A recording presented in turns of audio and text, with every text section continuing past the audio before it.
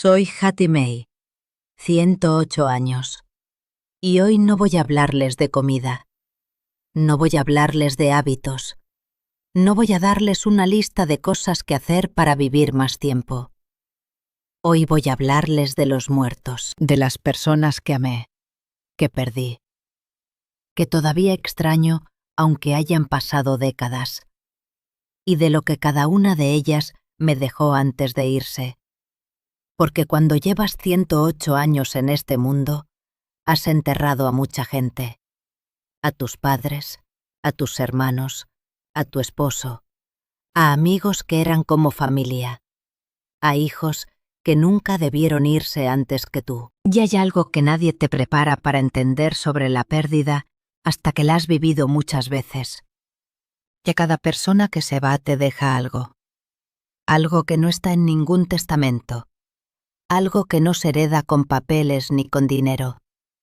Se hereda con el dolor de extrañarlos, con los recuerdos que aparecen sin avisar, con las lecciones que solo entiendes completamente cuando ya no están para escucharlas. Quédense conmigo, porque esto que voy a contarles hoy es lo más honesto que he dicho en mucho tiempo.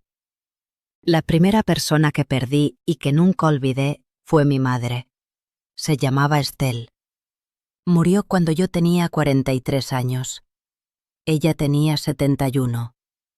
71 me parecía muy viejo entonces. Ahora me parece una niña. Mi madre era una mujer que no hablaba mucho. En mi familia no éramos de los que dicen te quiero en voz alta. Se demostraba de otras formas. Con la comida que ponía en la mesa. Con la mano en la frente cuando tenías fiebre. Con quedarse despierta hasta que escuchaba que llegabas a casa sana y salva. Cuando murió, lo primero que sentí no fue tristeza, fue pánico. Pánico porque de repente entendí que ya no había nadie en este mundo que me quisiera de esa forma específica. Esa forma que solo tiene una madre. Esa forma que no pide nada a cambio, que no tiene condiciones, que no cambia aunque seas difícil o cometas errores o digas cosas que no debiste decir. Pasé años buscando esa forma de querer en otras personas, en mi esposo, en mis amigas, en mis hijos. Y lo que aprendí, lo que mi madre me enseñó sin saberlo con su ausencia, es que ese tipo de amor no se reemplaza, no se busca, no se encuentra en otro lado. Simplemente fue. Y fue suficiente mientras duró. Y la forma de honrarlo no es buscarlo en otros, sino darlo tú misma. Desde que murió mi madre, decidí querer a las personas de esa forma, sin condiciones, sin llevar la cuenta, sin esperar que me lo devuelvan igual. Es la herencia más grande que me dejó, y no estaba en ningún testamento. La segunda persona fue mi hermano menor, James.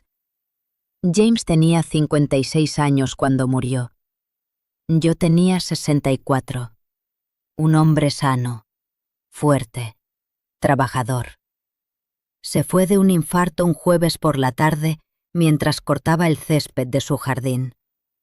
Con James aprendí algo que todavía me duele decir en voz alta. Aprendí que hay conversaciones que uno pospone porque cree que hay tiempo.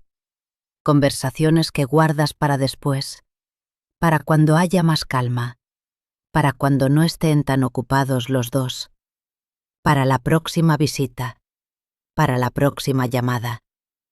James y yo teníamos una conversación pendiente desde hacía años, una discusión vieja, una de esas peleas de hermanos que empiezan por algo pequeño y se convierten en una distancia que ninguno de los dos sabe muy bien cómo cruzar. No era un odio, era solo silencio, orgullo. Los dos esperando que el otro diera el primer paso. Ninguno lo dio. Y cuando me llamaron ese jueves para decirme lo que había pasado, lo primero que pensé no fue en James vivo. Fue en esa conversación que nunca tuvimos, en esas palabras que nunca dijimos, en ese abrazo que los dos necesitábamos y que los dos fingíamos no necesitar. Nunca voy a saber cómo hubiera terminado esa conversación, y eso es algo que cargo todos los días. No con culpa, porque la culpa no sirve de nada cuando alguien ya no está. Lo cargo como recordatorio, como advertencia, como la voz de James diciéndome desde donde esté: no dejes para mañana lo que le debes decir a alguien hoy. Si hay alguien en tu vida con quien tienes una conversación pendiente, llámalo. Hoy. No mañana. Hoy. La tercera persona fue mi esposo, Robert. Robert y yo estuvimos casados 47 años. Murió cuando yo tenía 82. Él tenía 85. 47 años es mucho tiempo para estar con alguien. Tanto tiempo que a veces se te olvida dónde terminas tú y dónde empieza la otra persona. Se te olvida quién eras antes de que llegara. Se te olvida cómo se hacían las cosas antes de que él estuviera ahí para hacerlas contigo. Cuando Robert murió, la gente me decía que era una bendición, que había tenido una vida larga, que había muerto tranquilo, en su casa, sin sufrimiento. Y todo eso era verdad, pero nadie te dice que la bendición y el dolor pueden vivir exactamente en el mismo lugar al mismo tiempo. Que puedes estar agradecida y destrozada simultáneamente. Que puedes saber que algo estuvo bien y aún así llorar su ausencia hasta quedarte sin lágrimas. Lo que Robert me enseñó, no me lo enseñó mientras vivía. Me lo enseñó al morirse. Me enseñó que yo era más fuerte de lo que creía, porque cuando se fue, tuve que aprender a ser una persona completa por mí misma, a tomar decisiones sola, a dormir en una cama demasiado grande, a comer sin que hubiera alguien al otro lado de la mesa, a encontrar razones para levantarme que no dependieran de él. Y las encontré. No rápido, no sin dolor, pero las encontré.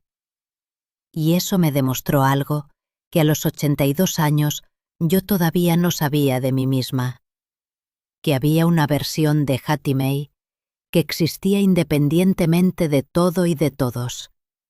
Una versión que no necesitaba que nadie le dijera quién era, que podía definirse sola. Robert me dio 47 años de amor.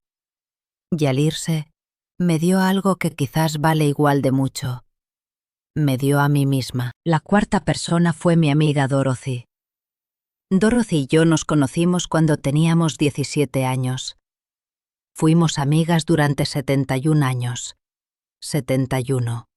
Piensen en eso. 71 años conociendo a alguien. Viendo cómo cambia. Viendo cómo envejece. Viendo cómo la vida la dobla y la estira, y la rompe y la reconstruye. Y seguir ahí. Seguir siendo lo que éramos la una para la otra después de todo eso. Dorothy murió a los 88. Yo tenía 89. Y lo que Dorothy me enseñó es algo que la gente joven no entiende todavía, pero que algún día va a entender. Que las amistades largas son las más valiosas que existen. No las más intensas, no las más apasionadas, las más largas. Porque una amiga que te conoció a los 17 años te conoce de una forma que nadie más puede conocerte. Te conoce antes de que la vida te cambiara. Te conoce antes de que aprendieras a esconderte. Te conoce antes de que construyeras todas esas defensas que los adultos construimos para protegernos del mundo. Dorothy me veía como la niña de 17 años, aunque yo tuviera 90. Y eso es un regalo que no tiene precio. Que alguien te recuerde quién eras antes de convertirte en todo lo que se supone que debes ser. Cuando Dorothy murió, sentí que perdía mi memoria. Una parte de mi historia que solo ella guardaba. Y desde entonces entiendo algo que antes no entendía, que debemos cuidar a los amigos viejos con la misma atención con que cuidamos a los amigos nuevos, porque los amigos viejos llevan partes de nosotros que no existen en ningún otro lugar. La quinta persona. Esta es la más difícil de contar. Mi hijo Thomas. Thomas tenía 59 años cuando murió. Yo tenía 81. No voy a entrar en detalles de cómo fue, porque algunas cosas son demasiado privadas incluso para contarlas aquí. Lo que sí voy a decir es esto. Enterrar a un hijo es algo para lo que ningún padre está preparado. No importa cuántos años tengas, no importa cuánta fe tengas, no importa cuántas pérdidas hayas vivido antes. Ninguna de ellas te prepara para esa, porque hay un orden natural en las cosas. Los padres mueren antes que los hijos. Cuando ese orden se rompe, algo en ti se rompe también. Algo que no tiene nombre, algo que no se explica con palabras. Pasé 2 años sin saber muy bien cómo seguir. No deprimida en el sentido clínico, simplemente desorientada, como si el mapa con el que había navegado toda mi vida de repente ya no correspondiera al territorio. Lo que me sacó de ese lugar no fue el tiempo. El tiempo solo no sana. El tiempo más algo. El tiempo más decisión. La decisión de que Thomas merecía una madre que siguiera viviendo. No sobreviviendo. Viviendo. Con alegría. Con propósito. Con los ojos abiertos a todo lo que todavía había en el mundo para ver. Eso fue lo que Thomas me enseñó. Que la mejor forma de honrar a los que se van es vivir completamente. No a medias. No con culpa. No mirando siempre hacia atrás. Completamente. 108 años. 5 personas que amé y perdí. 5 lecciones que ningún libro me enseñó. Mi madre me enseñó a querer sin condiciones. James me enseñó a no dejar conversaciones pendientes. Robert me enseñó que soy más fuerte de lo que creo. Dorothy me enseñó a cuidar las amistades largas. Y Thomas me enseñó a vivir completamente aunque duela. Si están escuchando esto, y hay alguien en su vida que extrañan, o alguien con quien tienen algo pendiente, o alguien a quien no le han dicho lo que necesitan decirle, no esperen. El tiempo que creen que tienen no siempre está ahí cuando lo buscan. Yo lo sé, porque he visto desaparecer ese tiempo demasiadas veces. Llamen a esa persona hoy. Digan lo que tienen que decir. Abracen a quien puedan abrazar.